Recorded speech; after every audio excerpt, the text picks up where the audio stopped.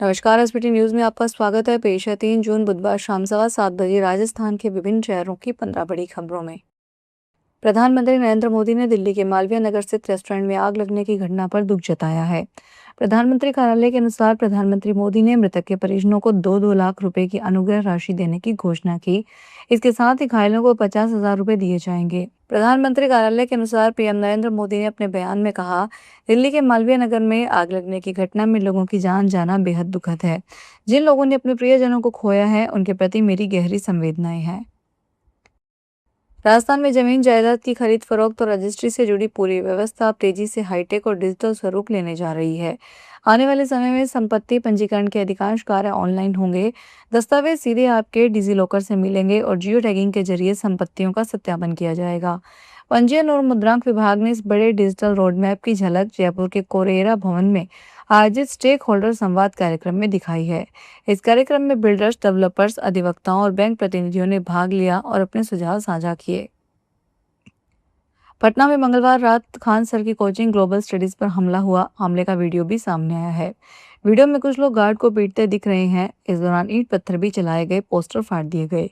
Police ने ज्ञान बिंदु कोचिंग के डायरेक्टर रोशन आनंद समेत उनके 2 सहयोगी अभिषेक और गौरव को गिरफ्तार किया है। पुलिस तीनों से पूछताछ कर रही है। खान सर ने हमले का आरोप ज्ञान बिंदु के डायरेक्टर और कोचिंग के कर्मियों पर लगाया है। जयपुर शहर में बढ़ते कंक्रीट के जंगल के बीच बेजुबान परिंदों के लिए एक अनोखा रियल एस्टेट आकार ले रहा है। शहर के कुछ संवेदनशील लोग मिलकर इन परिंदों को गृह प्रवेश करवा रहे हैं। स्थिति यह है कि ये टोलियां अब तक 50,000 से अधिक घरों बना चुकी है। इनको ये रियल एस्टेट की भाषा में 1 BHK, 2 BHK और 3 BHK कहते हैं। इस अभियान से जुड़े लोगों की माने तो तेजी से कटते पेड़ों और कंक्रीट के जंगल के बीच पक्षियों के सामने सबसे बड़ा संकट अपने अंडों और बच्चों को महफूज रखने का होता है। अमेरिका ने भारत सहित अपने प्रमुख व्यापारिक साझेदार देशों पर नए आयात शुल्क लगाने का प्रस्ताव रखा है। अमेरिकी प्रशासन का दावा है कि कई देशों ने कथित जबरन मजदूरी से बने उत्पादों के आयात को रोकने के लिए पर्याप्त कदम नहीं उठाए हैं। इसी आधार पर भारत पर 12.5% अतिरिक्त टैरिफ लगाने का प्रस्ताव सामने आया है। अमेरिकी व्यापार प्रतिनिधि कार्यालय ने जारी बयान में कहा कि जांच के दौरान 54 अर्थव्यवस्थाएं ऐसी पाई गई जिन्होंने जबरन मजदूरी से बने सामानों के आयात पर प्रभावी प्रतिबंध लागू नहीं किया। सरकार पीएनजी कनेक्शन के लिए एक राष्ट्रीयकृत केंद्रीकृत पोर्टल शुरू करने का काम कर रही है। इसके आने के बाद उपभोक्ताओं को अलग अलग गैस कंपनियों के चक्कर नहीं काटने पड़ेंगे और वे एक ही वेबसाइट के जरिए ऑनलाइन आवेदन कर सकेंगे। नए सिस्टम के तहत गैस वितरण कंपनियों को एक निश्चित समय सीमा के भीतर कनेक्शन देना होगा। सरकार इस पोर्टल के जरिए कंपनियों के काम की रियल टाइम निगरानी भी करेगी। इसके अलावा उपभोक्ता ऑनलाइन मैप के जरिए यह भी देख सकेंगे कि उनके घर के पास पाइपलाइन उपलब्ध है या नहीं। बुधवार को राजस्थान कांग्रेस प्रदेशाध्यक्ष गोविंद सिंह डोटासरा, नेता प्रतिपक्ष टीकाराम जूली कोटा पहुंचे। कोटा में शहर और देहात जिला कांग्रेस कमेटी ओबीसी विभाग के अधिवेशन और कार्यकारिणी के पदभार ग्रहण में शामिल होने के लिए दोनों नेता कोटा पहुंचे। इस दौरान शहर जिला कांग्रेस अध्यक्ष राखी गौतम की ओर से उनका नयापुरा में स्वागत किया गया। डोटासरा ने कहा कि राजस्थान में सब लोग मिलकर के बड़े छोटे सभी कार्यकर्ता नेता संगठन का निर्माण कर रहे हैं, पार्टी की आइडियोलॉजी को हर लोगों तक पहुंचा रहे हैं। बीजेपी की डबल इंजन की सरकार जनता को परेशान कर रही है। इस परेशानी से निजात दिलाने के लिए कांग्रेस का नेता डटकर खड़ा है। पाली के अंबेडकर सर्कल से शिवाजी सर्कल की तरफ आने वाले रोड पर लगे 3 चाय के केबिन का बदमाशों ने ताला तोड़ और जो कुछ हाथ लगा उसे लेकर फरार हो गए। टूटे ताले भी केबिन के पास छोड़कर बदमाश फरार हो गए। घटना की जानकारी मिलने पर टीपी नगर के थाने एएसआई राजेंद्र सिंह मौके पर पहुंचे और घटनास्थल का जायजा लिया। लोगों ने बताया कि कुछ दिन पहले भी यहाँ 2 केबिनों के ताले टूटे थे, जिनका अभी तक पता नहीं चला है। मानसून की दस्तक के साथ ही अलवर के सरिस्का टाइगर रिजर्व को 1 जुलाई से अगले 3 महीनों के लिए पर्यटकों के लिए पूरी तरह बंद कर दिया जाएगा। वन्य जीवों के प्रजनन काल और बारिश में जंगल के रास्ते खराब होने की वजह से यह फैसला हर साल लिया जाता है। इसके बाद अब सीधे 1 अक्टूबर को जंगल के दरवाजे पर्यटकों के लिए दोबारा खोले जाएंगे। मौसम में नमी आते ही जयपुर, दिल्ली और हरियाणा समेत कई राज्यों से पर्यटक अचानक सरिस्का पहुंचने लगे हैं और सफारी बुकिंग में इजाफा हुआ है। खेल प्रेमियों के इसी दर्द को कम करने के लिए राजस्थान के उदयपुर के रहने वाले मशहूर शिल्पकार डॉक्टर इकबाल सक्का ने एक अनोखा और ऐतिहासिक तरीका निकाला है।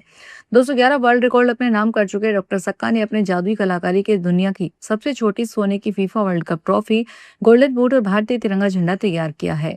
डॉक्टर सक्का का सपना है कि भारत सरकार के जरिए इस अनूठी कलाकृति को इस बार वर्ल्ड कप जीतने वाली टीम को गिफ्ट किया जाए। राजसमंद के देवगढ़ में बुधवार को विश्व साइकिल दिवस पर साइकिल रैली का आयोजन किया गया। रैली में एसटीएम और ईवो ने युवाओं के साथ साइकिल चलाकर लोगों को जागरूकता का संदेश दिया। इसका उद्देश्य लोगों को जागरूकता के साथ जल संरक्षण और पर्यावरण बचाने के प्रति जागरूक करना था। भारत सरकार की युवा कार्यक्रम और खेल मंत्रालय ने मेरा युवा भारत राजसमंद नगरपालिका देवगढ़ और करियर संस्थान की ओर से आयोजित की गई। इस रैली को वंदे भारत गंगा जल संरक्षण अभियान से जोड़ा गया। सीकर में स्टूडेंट फेडरेशन ऑफ इंडिया की ओर से केंद्रीय शिक्षा मंत्री धर्मेंद्र प्रधान के इस्तीफे की मांग को लेकर आज सीकर में आक्रोश रैली निकाली गई। आक्रोश रैली सीकर के ढाका भवन से शुरू होकर कल्याण सर्किल होते हुए कलेक्ट्रेट पहुंची। कार्यकर्ताओं ने नारेबाजी करते हुए कलेक्ट्रेट में घुसने की कोशिश की, लेकिन पुलिस ने उन्हें रोक दिया। एसएफआई के जिला अध्यक्ष महिपाल गुर्जर ने कहा कि पिछले 1 महीने में नीट, एसएससी जैसी बड़ी परीक्षाओं में भ्रष्टाचार के मामले सामने आए हैं। नीट परीक्षा में तो 22 लाख स्टूडेंट्स के साथ धोखा हुआ है। अलवर में आबकारी विभाग ने कार्रवाई करते हुए 3 बियर बारों को सील कर दिया। उनमें तीनों ही जगह पर आबकारी नियमों को ताक पर रखकर युवतियों से शराब परोसवाई जा रही थी। शिकायत से पाए जाने पर विभाग ने इन्हें तुरंत प्रभाव से बंद कर दिया। दरअसल आबकारी विभाग को काफी समय से शिकायतें मिल रही थी कि अलवर के कुछ बार संचालक ज्यादा मुनाफा कमाने और ग्राहकों को रिझाने के लिए नियमों के खिलाफ जाकर युवतियों से शराब सर्व करवा रहे हैं। नैनीताल शहर में ग्रीष्मकालीन पर्यटक सीजन पीक पर पहुंच गया है। वीकेंड के बाद भी पर्यटक वाहनों का रेला उमड़ा तो पुलिस को दोपहर से विशेष यातायात प्लान लागू करना पड़ा। पर्यटकों के वाहनों को एंट्री पॉइंट रूसी व नारायण नगर में पार्क कर शटल सेवा से शहर भेजा गया। इसी एंट्री पॉइंट से बाहर मुख्य सड़क पर वाहनों की लंबी कतारें लगी रही। पर्यटक वाहनों में मॉल रोड, चिड़िया रोड और मल्दी ताल क्षेत्र में कई बार जाम लगा। केंद्रीय माध्यमिक शिक्षा बोर्ड का वेरिफिकेशन और री इवैल्यूएशन पोर्टल छात्रों के भारी ट्रैफिक और कई साइबर हमलों के प्रयास के बावजूद पूरी तरह सुरक्षित और सुचारू रूप से काम कर रहा है। सीबीएसई द्वारा जारी ताजा अपडेट के अनुसार आज सुबह तक करीब 40,000 छात्र इस सुविधा का लाभ उठाकर बिना किसी परेशानी के अपनी आवेदन प्रक्रिया को सफलतापूर्वक पूरा कर चुके हैं। सीबीएसई ने स्पष्ट किया है कि छात्रों की सुविधा के लिए वेरिफिकेशन और री इवैल्यूएशन पोर्टल पर state bank of India, Canara bank, bank of Baroda और इंडियन बैंक के पेमेंट गेटवे उपलब्ध करवाए गए हैं। फिलहाल इस बुलेटिन में इतना ही, फिर हाजिर होंगे बड़ी खबरों के साथ।